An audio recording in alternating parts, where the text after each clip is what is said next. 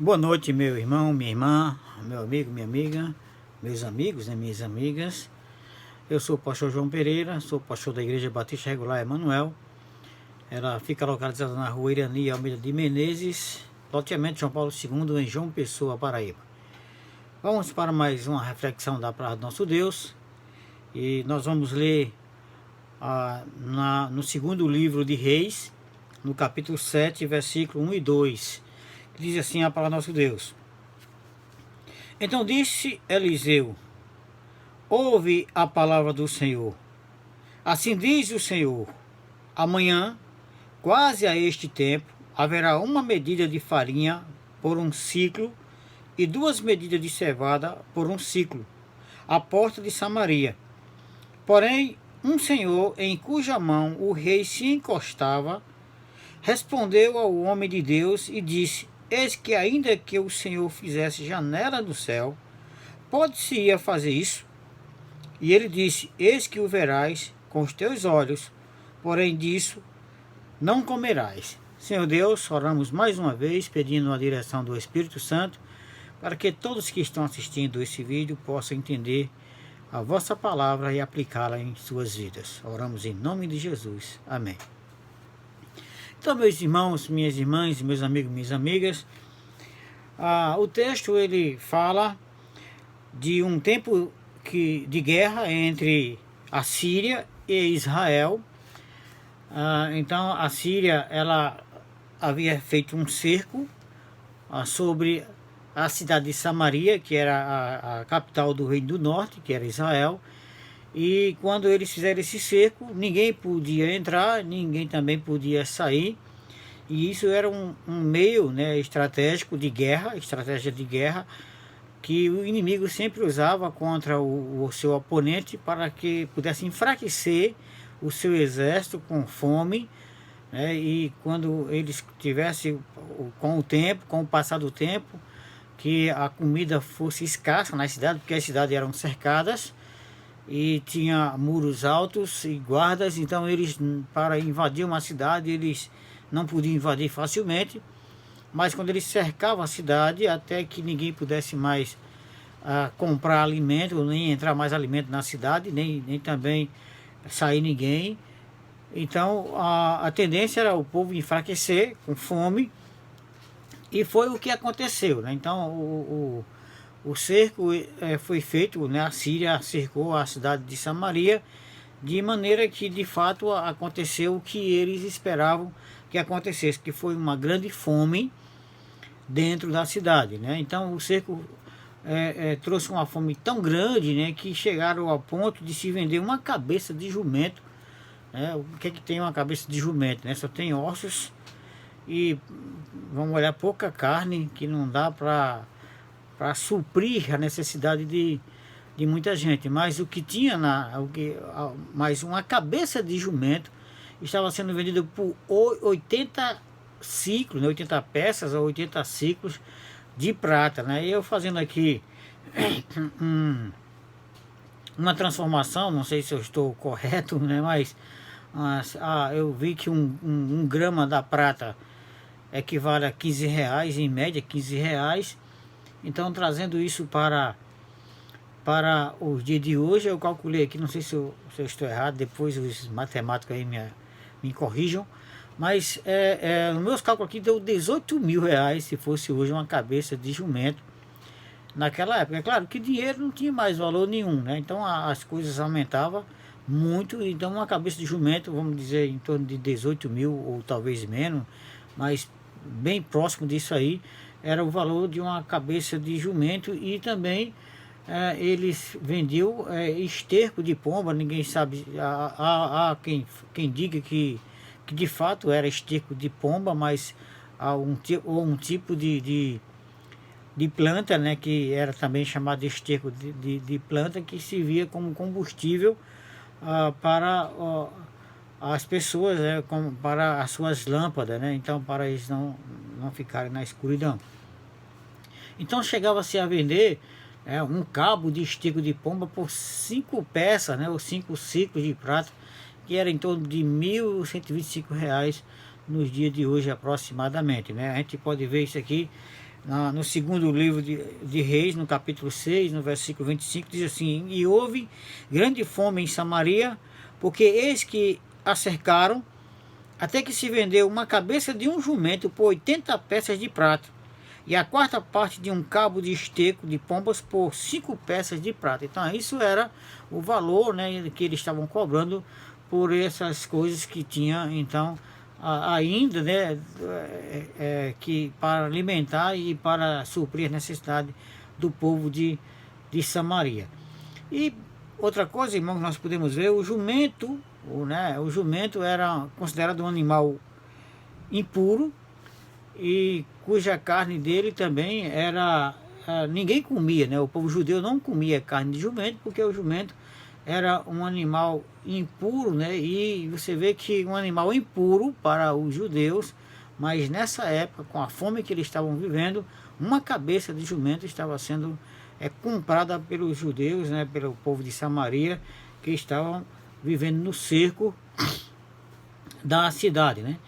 E é triste saber também dessa situação, que naquela época, nesse cerco, a fome foi tão grande que chegaram até a praticar o canibalismo, né? E o pior, o canibalismo entre parentes, né? A gente pode ver aqui que duas mulheres, elas fizeram um acordo entre si, para uma comer, matar o filho e cozer o filho, e as duas comerem o filho de uma, e no dia seguinte a outra mataria também o seu filho e comeria também.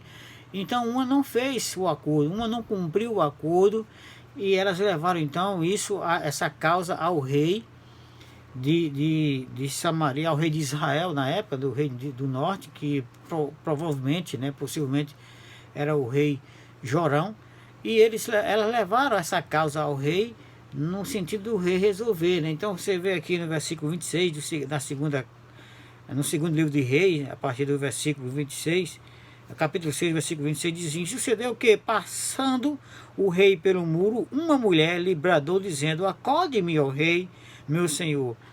E ele lhe disse: se o senhor te não acode, de onde te acudirei eu? Da eira ou do lagar? Disse-lhe mais o rei: que tens? E disse ela: esta mulher me disse: dá cá o teu filho, para que hoje o comamos, e amanhã comeremos o meu filho. Cozemos, pois, o meu filho e o comemos. Mas dizendo-lhe eu outro dia: dá cá o teu filho para que o comamos, escondeu o seu filho. Então veja que situação chegou ao cerco de Samaria e a fome em Samaria, ao ponto de duas mães combinarem entre si de matarem seus filhos e se alimentarem da carne do seu filho. Então, ou seja, o canibalismo acontecendo ou seja, no meio do povo de Israel, um povo que conhecia Deus, um povo que é considerado também o povo de Deus, né? Então o rei, ao ver, né, essa situação, ao ouvir, né, essa situação das duas mulheres, ele entrou em desespero, né? E a gente pode ver aqui que ele, no versículo 31, ele entrou num desespero tão grande, né, que rasgou as suas vestes, né? E ele então se vestiu de cilício, né, que era um tipo de lã preta. Isso era um símbolo de humilhação, né, e por desgosto. Aqui no versículo 30 diz assim: sucedeu que, ouvindo o rei as palavras desta mulher, rasgou as suas vestes, e ia passando pelo muro, e o povo viu que o rei trazia cilício por dentro sobre a sua carne. Então veja que o rei se indignou, o rei ficou muito indignado também, e entrou num desespero por causa disso, né? E hoje, meus queridos irmãos, minhas irmãs, meus amigos, minhas amigas, nós podemos também estar vivendo um tempo semelhante ao cerco de Samaria. Não que tenha um exército aí de carne e osso, né? Um exército inimigo aí de uma nação inimiga, apesar que nós, graças a Deus, o Brasil ainda não conhecemos nação inimiga do Brasil, mas há um inimigo invisível, e nós já sabemos, já falamos muito sobre esse inimigo, é o coronavírus. É um inimigo que está cercando o nosso planeta, as nações, as cidades, de maneira que nós estamos presos dentro de nossas casas e nós estamos passando por esse cerco. Ou seja, muitas pessoas não podem sair. Nós sabemos que tem pessoas de risco, como os idosos, por exemplo, pessoas que têm algumas enfermidades crônicas que também são impedidos de sair de suas residências, então estão dentro de um cerco, e algumas pessoas que não estão podendo nem trabalhar para adquirir o alimento para as suas famílias, e está começando então a passar por um período de fome. De fato, está havendo fome em alguns países, em algumas famílias estão por conta desse cerco do inimigo invisível que é o Covid-19, que nós sabemos que é o coronavírus, né? E o que acontece?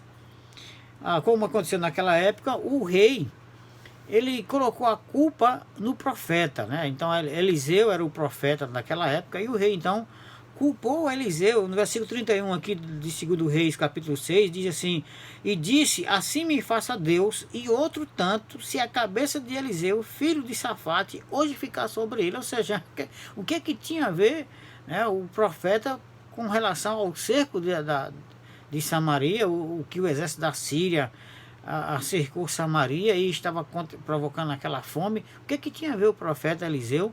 Qual culpa tinha o profeta Eliseu? Mas isso é comum, né? As pessoas tendem a culpar alguém pelas desgraças que estão passando, ou por as coisas que estão acontecendo.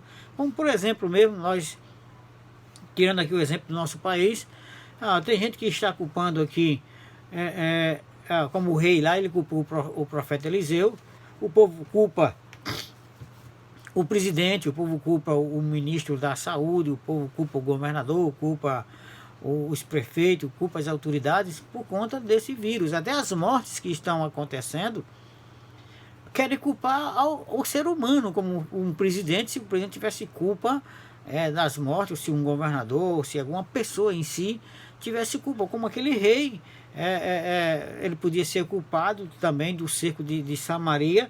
Ou o profeta, o que tem a ver o profeta? Qual seria a culpa que o profeta teria por conta disso? Mas é comum as pessoas colocar a culpa, né, em alguém. Isso é uma tendência, né? Mas uma coisa é certa, meus irmãos, minhas irmãs, meus amigos, minhas amigas, né? A maioria das pessoas não quer aceitar que só quem pode nos tirar desse cerco é Deus.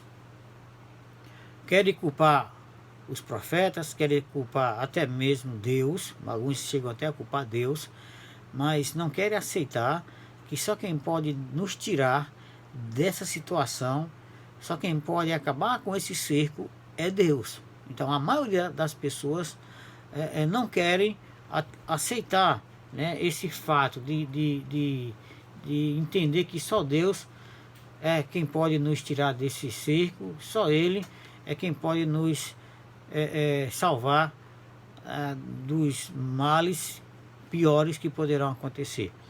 E a promessa do profeta é que amanhã veremos o poder de Deus. Ele chega para o povo e disse ao povo que amanhã, literalmente falando, Deus iria agir em favor do povo. Ou seja, o profeta está aí pregando a palavra, prometendo a bênção de Deus, que chegaria ao povo que estava passando por uma fome terrível, por um cerco terrível, por um desespero terrível.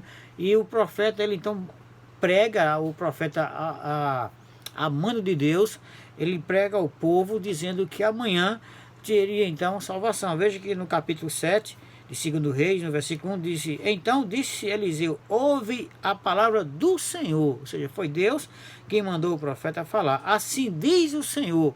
É o profeta transmitindo a palavra de Deus. Amanhã, quase a este tempo, haverá uma medida de farinha por um ciclo e 2 medidas de cevada por um ciclo à porta de Samaria. Ou seja, Deus usou o profeta para dizer que no dia seguinte, no dia de amanhã, haveria salvação, haveria então o fim desse ciclo. Então, o que precisamos fazer é orar, é esperar o agir de Deus em nosso favor e crer que amanhã, a qualquer momento, teremos a salvação desse ser. É claro que a palavra de Deus dirigida àquele povo de Samaria para aquela época foi literalmente no dia seguinte. Para nós o amanhã pode ser de fato literalmente o dia de amanhã mesmo, o dia seguinte de hoje, mas pode ser que o amanhã para Deus, como a Bíblia diz, um dia para Deus é como 1000 anos e 1000 anos é como um dia para Deus. Nós só temos que esperar em Deus, orar a Deus, confiar em Deus que Ele vai agir e Ele vai então nos livrar desse cerco. Mas quem é que vai ver, ou quem verá o agir de Deus? Porque há algumas pessoas que não irão ver o agir de Deus. Mas quem verá então? Primeiro, nós podemos ver aqui, trazendo o texto para o nosso entendimento, nós podemos ver que quem verá o agir de Deus é quem crê no próprio Deus, quem crê no seu Deus. O versículo 1, o profeta está dizendo, então, disse Eliseu, ouve a palavra do Senhor, ou seja, é a palavra de Deus. Assim diz o Senhor, amanhã, quase a este tempo, haverá uma medida de farinha por um ciclo e 2 medidas de cevada por um ciclo à porta de Samaria. Ou seja, tem que se crer na promessa de Deus, tem que se crer na palavra de Deus. Então Deus revelou ao profeta que amanhã ele agiria em favor do povo, acabando então com o cerco, que haveria alimento em abundância por um preço menor possível, né? Ou seja, hoje, se você for ao supermercado, nós podemos ver que os preços estão elevados. Alimentos, eu fui essa semana a um supermercado, 1 quilo de cebola está por quase 12 reais, né? Você imaginar aí 1 quilo de cebola por quase 12 reais, é um absurdo, né? Então isso, e veja só, e quem não tem condições de comprar, meu querido, quem não está trabalhando, quem não está ainda com o seu dinheiro para comprar, como é que vai comprar 1 quilo de cebola por 12 reais? Ou seja, a promessa de Deus é que amanhã o preço das coisas estarão acessíveis no menor valor possível para que você possa então comprar, né? Porque a abundância, né, das coisas vão surgir novamente, porque Deus então vai destruir esse cerco que está acabando conosco. Então, para usufruir da ação de Deus em sua vida, é preciso você crer somente nele, crer em Deus, porque só Deus é quem pode destruir o cerco do inimigo, e porque nós sabemos que tudo que acontece nesse mundo tem a permissão de Deus. Se esse cerco está se o mundo está passando por um cerco, mas é porque Deus está permitindo. Você vai lá para o livro do profeta Isaías, no capítulo 45, nós podemos ver que Deus aqui, ele mostra no versículo 5 ao 7, ele diz, eu sou o Senhor e não há outro, fora de mim não há Deus. Eu te exigirei, ainda que tu não me conheças, para que se saiba desde o nascente do sol e desde o poente que fora de mim não há outro. Eu sou o Senhor e não há outro.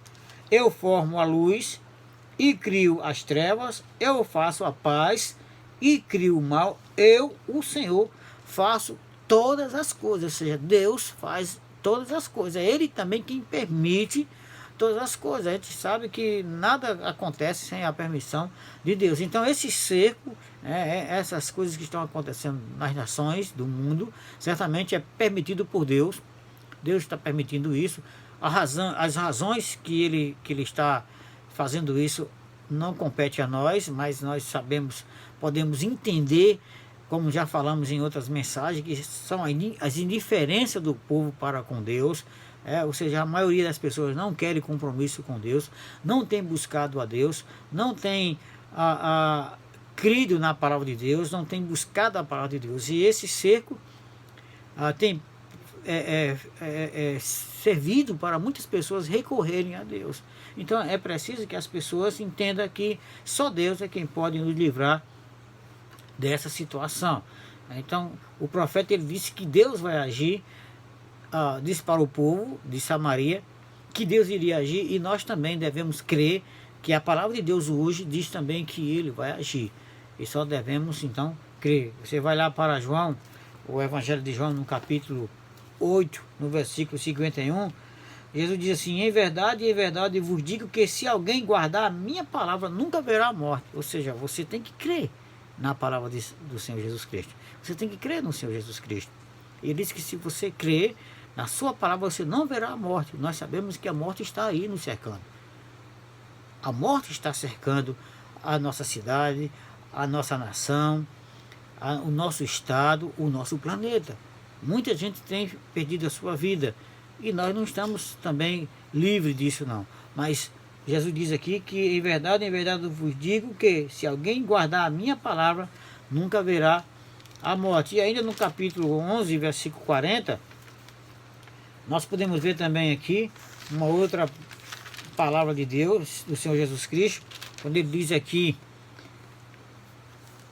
disse-lhe Jesus, não te hei dito que se creres, verás a glória de Deus? Ou seja, se você crer no Senhor Jesus Cristo, você vai ver que ele vai destruir esse inimigo, que ele vai nos livrar desse cerco e ele vai restaurar as nossas vidas, vai trazer novamente a paz para todos nós, né? Então essa é a primeira situação, né? Esse é o primeiro exemplo de quem irá ver o agir de Deus, é quem crê no Senhor Jesus Cristo. Se você não crê, eu lamento informar, você possivelmente pode não ver o agir de Deus na sua vida, mas se você crer nele, se você entregar sua vida a ele, se você entregar teu caminho a ele, que a Bíblia diz, entrega teu caminho ao Senhor, confia nele e o mais ele fará. Então entrega teu caminho ao Senhor, porque ele quer o bem para você. A Bíblia diz que ele quer o melhor para nós e ele vai agir em nosso favor. Em segundo lugar, quem verá o agir de Deus é quem espera com paciência. Quem espera com paciência no Senhor. Voltando para o texto do livro de 2 Reis, no capítulo 7, mas a gente olhando então ainda o capítulo 6, o versículo 33, ele diz assim: e estando ele ainda falando, isso do capítulo 6, e estando ele ainda falando com eles, eis que o mensageiro descia a ele e disse: eis que este mal vem do Senhor. Que mais, pois, esperaria do Senhor? Ou seja, o rei mandou um mensageiro matar o profeta Eliseu, como se o profeta Eliseu fosse o culpado do cerco de Samaria, do cerco da Síria com a cidade de Samaria e da fome que estava acontecendo em toda a cidade. Então o rei mandou um mensageiro para matar o profeta Eliseu. Então a gente pode ver aqui no versículo 32 do capítulo 6 de 2 Reis, diz assim: estava então Eliseu assentado em sua casa e também os anciãos estavam assentados com ele, e enviou o rei um homem adiante de si, mas antes que o mensageiro viesse a ele, disse ele aos anciãos: viste como o filho do homicida mandou tirar minha cabeça? Olhai, pois, que quando vier o mensageiro, fechai-lhe a porta e empurrai-o para fora com a porta. Porventura não vem, pois, ele o ruído dos pés de seu senhor? Ou seja, o profeta está dizendo: ele vem me matar. Então, quando ele chegar aqui, vocês fechem a porta. Então, veja que o rei mandou um mensageiro para matar o profeta. E o mensageiro, quando chegou na casa do profeta, ele já foi dizendo que não haveria razão para se esperar em Deus alguma atitude dele. Ele diz aqui: eis que este mal vem do Senhor, que mais, pois, esperaria do Senhor? Ou seja, não tem mais nada, Deus não vai fazer mais nada para conosco. Então assim, tem muita gente, meus queridos, minhas queridas, que pensa dessa forma, né? Ou seja, tem muita gente que diz que Deus não vai mais agir, que Deus não se importa mais com as pessoas, e que não esperam nele, que não tem paciência nele, não querem mais saber de Deus, ou seja, abandona Deus. Até religiosos, pessoas religiosas, infelizmente, deixam a Deus, vão embora, deixam de servir a Deus, porque acham que Deus não vai mais agir se está passando por alguma situação, se perdeu algum ente querido, acha que Deus não vai mais fazer nada. Ou seja, eu já perdi muita coisa, eu já perdi meu parente, já perdi tudo que eu tinha, não tenho mais nada, então o que eu vou esperar mais de Deus? Ou seja, aquele mensageiro disse: olha, a cidade está cercada, a fome está evidente, pessoas estão morrendo, absurdos nós estamos vendo. O que mais podemos esperar de Deus? Será que Deus vai fazer mais? Não seja como esse homem. Espera em Deus. A Bíblia diz que nós devemos esperar com paciência. Lá no Salmo 40, O versículo 1 diz: esperei com paciência no Senhor, e ele se inclinou para mim e ouviu o meu clamor. Ou seja, nós temos que esperar em Deus. Estamos passando por tribulação? Estamos. O mundo está passando por uma situação difícil? Está passando. Nós estamos com medo. Estamos com medo? Estamos. Todos nós estamos com medo. Eu trabalho num hospital, vou trabalhar todos os dias e certamente eu digo a vocês, vou trabalhar com medo. Fico me guarnecendo as pessoas que se aproximam de mim, eu fico preocupado se aquelas pessoas não tiveram contato com algum enfermo. E nós estamos com medo, mas nós devemos esperar no Senhor. Nós devemos confiar no Senhor. E é isso que eu estou fazendo. Estou confiando no meu Deus. Estou confiando no meu Senhor Jesus Cristo. E a Bíblia diz que é no tempo dele, né? Porque nós somos atribulados. Veja o que diz aqui em 2 Coríntios capítulo 1, versículo 6, diz: mas se somos atribulados, é para a vossa consolação e salvação. Ou se somos consolados, para a vossa consolação, e a qual se opera suportando com paciência as mesmas aflições que nós também padecemos. Ou seja, nós devemos ter paciência, meu querido, minha querida, meu irmão, minha irmã. É só ter paciência. Eu sei, pastor, é difícil. Talvez você não esteja passando o que eu estou passando, eu sei. Eu sei, meu amigo, minha amiga. Eu entendo que sua situação pode estar pior do que a minha, pode estar pior do que a de qualquer outra pessoa. Mas o que eu, como um servo do Senhor Jesus Cristo, um mensageiro também do Senhor Jesus Cristo, posso lhe falar é isso. Espera no Senhor com paciência. Confia nele, porque ele vai agir em teu favor, porque ele vai te livrar dessa situação. É só você esperar nele. Nós temos que entender que tem o seu tempo. Na primeira carta de Paulo a Timóteo, no capítulo 6, no versículo 15, diz assim: a qual, ele diz assim, devemos esperar o tempo do Senhor, a qual a seu tempo mostrará o bem-aventurado e único poderoso Senhor, Rei dos reis e Senhor do Senhor. Ou seja, Deus tem o seu tempo. Nós queremos o nosso tempo. Nós queremos que as coisas aconteçam a nosso tempo, a nosso favor, da forma como nós queremos. Mas nós temos que entender que Deus vai agir no seu tempo. Devemos ter, então, paciência para que Deus possa agir em nosso favor. Veja o que aconteceu com José. José, depois que aconteceu aquele fato em que ele revelou os sonhos, né, do padeiro e do copeiro, e ele pediu que eles informassem a Faraó sobre que ele era inocente, que se lembrasse dele, para tirar ele do cárcere, porque ele estava no cárcere. Se passaram 2 anos, irmão. Passaram-se 2 anos depois daquele acontecimento, para que Deus então dissesse: agora é o meu tempo. Chegou o tempo de então libertar o meu servo, de tirar o meu servo daquele cárcere. Então, meus queridos, é no tempo do Senhor que ele vai agir. E pode ser amanhã, literalmente. Pode ser daqui a alguns dias, alguns meses, mas ele vai agir. Porque ele não vai deixar o seu povo ser destruído. Ele não vai abandonar o seu povo. Ele nunca vai abandonar. Jesus disse que eis que estou convosco todos os dias até a consumação do século. Ele não vai nos deixar. Ele não vai nos desamparar. É só esperarmos no tempo dele que ele vai agir em nosso favor. Esperarmos com paciência.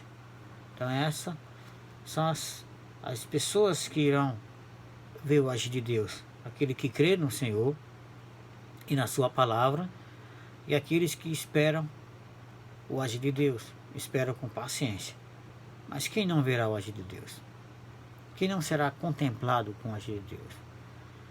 São quem duvida, é quem não crê na palavra de Deus. Voltando agora para o nosso texto, o segundo livro de Reis, no capítulo 7, versículo 2, diz assim: porém um senhor, em cuja mão o rei se encostava, respondeu ao homem de Deus e disse: eis que ainda que o Senhor fizesse janelas do céu, poder-se-ia fazer isso? E ele disse: eis que o verás com os teus olhos, porém disso não comerás. Então veja, meu querido, que um homem que acompanhava o rei se encostava sempre nele, ele duvidou da palavra de Deus. Quando o profeta disse que amanhã haveria comida em abundância, acabaria o cerco, acabaria a fome, Deus iria agir, o que foi que aquele homem fez? Duvidou. Duvidou da palavra de Deus que foi dita através do profeta Eliseu, que não iria acontecer aquilo. Ele disse, chegou a dizer assim, mesmo que Deus abrisse janela nos céus, isso não vai acontecer. Assim como esse homem, tem muitos que duvidam do agir de Deus, que acham que Deus não age como ele agiu nos tempos passados, como ele agiu em favor de Sadraque, Mesaque e Abednego, como ele agiu em favor do povo de Israel quando saiu do Egito, com aqueles sinais que ele fez, com aquelas pragas que ele lançou no Egito para livrar o seu povo, quando ele fez parar o sol, quando ele abriu o mar, quando ele fez sair água de uma pedra para matar a sede do povo, quando ele mandou pão do céu para alimentar o povo, quando Jesus multiplicou os pães. Então muitas pessoas não creem nesse agir de Deus. Quando Jesus ressuscitou um jovem que havia morrido, e ele então, quando ia para a casa de um homem, então no caminho uma mulher vinha com seu filho morto, um jovem, e ele então para e ressuscita aquele jovem. E quando ele ressuscita Lázaro depois de 4 dias de sepultado. Então veja que as pessoas não creem, muita gente não crê mais que Jesus age como ele agiu naquela época. E nós sabemos que Jesus é o mesmo ontem, hoje e eternamente. Ele é Deus, ele age da mesma forma. Só devemos esperar e crer que ele vai agir, mas não duvidar. Então muitas pessoas hoje também são iguais a esse homem em cuja mão o rei se apoiava, em cujo ombro aí o rei se apoiava. Então o que acontece? Nós pregamos que Jesus está voltando, nós pregamos que as pessoas precisam se arrepender de seus pecados, confessar seus pecados e aceitar Jesus como único.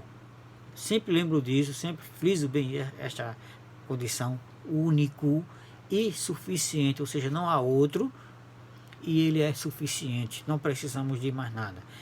As pessoas estão ouvindo todos os dias, em todos os lugares, que devem confessar seus pecados, porque todos pecaram e destituídos da glória de Deus, precisam se arrepender, mas eles não querem acreditar. Acha isso é conversa de crente, isso, Jesus nunca vai fazer nada, Jesus não vai condenar ninguém, Jesus não vai lançar ninguém no inferno porque ele é pai, mas a Bíblia diz que serão lançados no inferno todas as nações que se esquecem de Deus, né?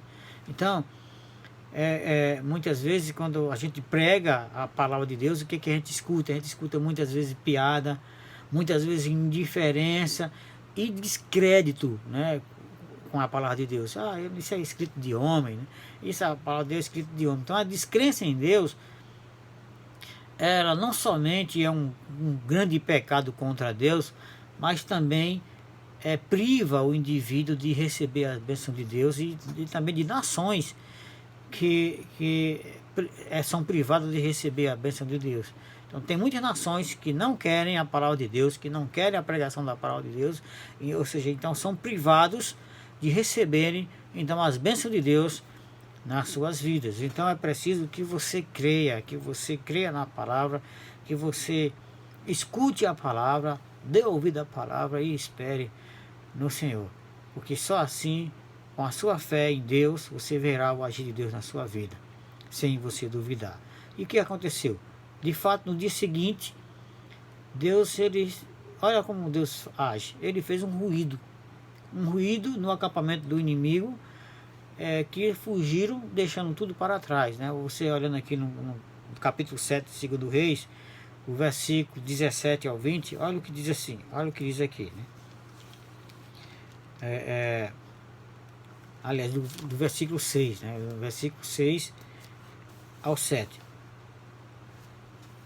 Porém, o Senhor fizera ouvir no arraial dos sírios ruído de carros e ruído de cavalos, como o ruído de um grande exército, de maneira que disseram uns aos outros: eis que o rei de Israel alugou contra nós os reis dos heteus e os reis dos egípcios para vierem contra nós.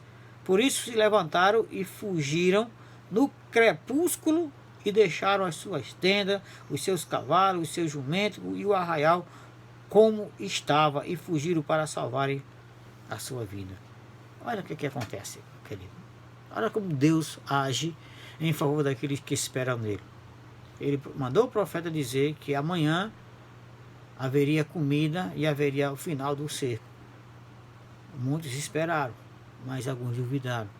Como esse homem em que o rei, ele se encostava, dizendo que nem se Deus abrisse janela no céu, fizesse janela no céu, isso aconteceria. Então o que acontece? Deus mandou só um ruído como se fosse o ruído de cavalos, de carros, dos heteus. E os heteus eram um exército muito poderoso naquela época e era temido demais. Os heteus eram temidos por várias nações. E então os sírios acharam que Israel alugou o exército dos heteus e dos egípcios para se aliarem a ele e acabarem com o cerco. Então eles fugiram, tiveram um medo tão grande que fugiram, deixando tudo para trás. Abandonaram o cerco e deixaram todas as abundâncias de alimento para se cumprir a palavra de Deus, a profecia da palavra de Deus, as promessas de Deus para quem nele espera, para quem nele crê. Então, houve então a promessa, porque alguns leprosos que não podiam entrar na cidade, que estavam no portão da cidade, disseram: olha, se a gente ficar aqui, a cidade não tem nada para nos oferecer, a gente vai morrer mesmo de fome. Então a gente vai lá para o acampamento, ou arraial, chamado também Arraial dos Sírios, e lá a gente tenta alguma coisa, se a gente vai comer ou não. Se eles mataram a gente vai morrer de todo jeito mesmo, então vamos lá. E quando eles chegaram lá, eles viram que estava tudo abandonado. E deixaram os cavalos, os jumentos, deixaram as comidas, roupa, tudo de valor, e eles então pegaram para si, o suficiente, que muita coisa que eles, ao que eles juntaram, dava para ele viver o resto da sua vida sem mendigar. E eles então disseram: olha, não é bom que a gente fique com as bênçãos para nós, nós vamos anunciar também ao povo de Samaria. Eles foram lá, avisaram, e o rei ainda relutando, algumas pessoas ainda relutando, mas o rei mandou então algumas pessoas de alguns cavalos lá para confirmarem o que os leprosos falaram. De fato, houve abundância. Os sírios tinham ido embora. Deus acabou com o cerco. Então, meu querido irmão, minha querida irmã, meu amigo, minha amiga, Deus vai acabar com esse cerco. Deus vai destruir esse vírus. Deus vai restaurar nossas vidas, a nossa congregação, a nossa comunhão.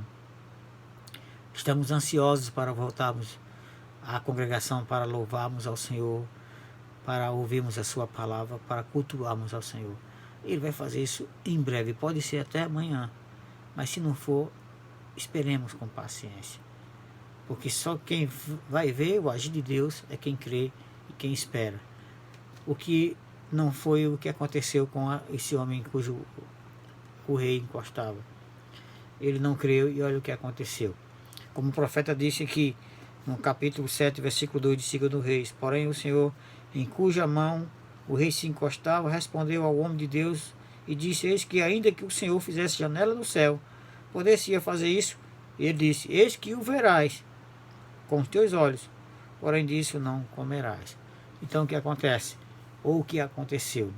Quando os leprosos avisaram ao povo de Samaria, que o povo de Samaria foi lá e confirmaram então que se abriu os portões, aquela multidão correu para pegar tudo que os sírios deixaram. Então o que aconteceu? O versículo 16 ao 20 diz assim: então saiu o povo e saqueou o arraial dos sírios, e havia uma medida de farinha por um ciclo e 2 medidas de cevada por um ciclo, conforme a palavra do Senhor. E puseram o rei à porta o Senhor, em cuja mão se encostava, e o povo o atropelou na porta e morreu, como falara o homem de Deus, o que falou quando o rei descera a ele. Então ele viu que o povo saiu para saquear para buscar os despojos, não é nem despojos, é para deixar, para pegar o que o rei, o exército da Síria havia deixado. E ele viu as pessoas talvez já retornando com aquela abundância de alimento, com tudo que o profeta havia dito, mas ele não viu. Aliás, ele não usufruiu. Ele não pôde, então, receber essas bênçãos. Por quê? Porque ele duvidou da palavra de Deus, porque ele não creu na palavra de Deus, porque ele foi indiferente com a palavra de Deus. Ele não creu na palavra de Deus. Então assim vai ser muitas pessoas que talvez não verá o fim dessa crise, não verá o fim desse cerco, porque não espera no Senhor, não tem paciência, não crê no Senhor. Mas se você fizer isso, meu amigo, minha amiga, se você entregar a sua vida a Jesus, Ele vai cuidar de você. Ele vai te abençoar. Ele vai abrir as portas para você receber as bênçãos que Ele está guardando para você e para a sua família. É só você não duvidar, mas crer.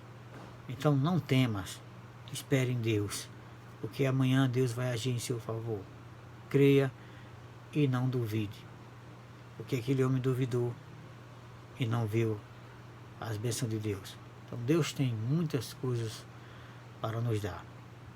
Tem bênçãos esperando por nós. É só esperar nele. É só crer. Faça isso. Você que ainda não é crente, entrega teu caminho a Jesus. Confessa a Ele teus pecados. Junta a tua família e diz: Senhor, a minha família está aqui diante do Senhor. Abençoa. Recebe a minha família nos teus braços. Perdoa nossos pecados. E, Senhor Deus, permite que a gente veja tuas bênçãos em nossas vidas. E você vai ver em nome de Jesus. Que Deus nos abençoe. Obrigado, Senhor Deus, pela vossa palavra. E abençoa, Senhor Deus, que amanhã possamos ver o agir do Senhor em favor de todas as nações. É em nome de Jesus que nós oramos. Amém.